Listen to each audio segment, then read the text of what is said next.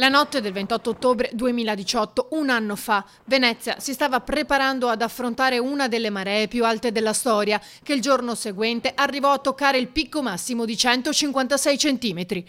I trasporti ad un certo punto furono interrotti, i negozi erano allagati e così molte case. Uno scenario apocalittico per cui si mobilitò l'intera città a partire dalla protezione civile. Abbiamo avuto una cinquantina di volontari che hanno operato nell'informazione della cittadinanza, hanno operato nel supporto a quelle che erano le criticità. Ad esempio ricordo che 2 nostre squadre hanno operato presso la centrale Enel che c'è alla stazione di Venezia, impedendo praticamente un blackout alla città grazie all'utilizzo delle motopompe. Il workshop svoltosi a Palazzo Franchetti Comunicare l'incertezza delle previsioni meteo marine, cui hanno preso parte alcuni dei massimi esperti in materia, è stata l'occasione per tornare con la mente a quel giorno e fare un'analisi a distanza di un anno.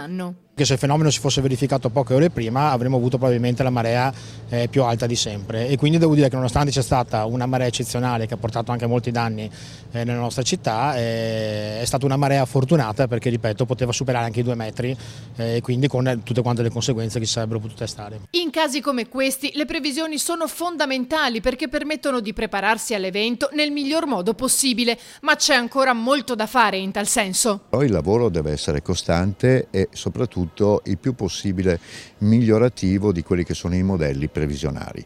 È un tema che ci aiuta a raccogliere ulteriori elementi per migliorare quella che è la comunicazione di allertamento.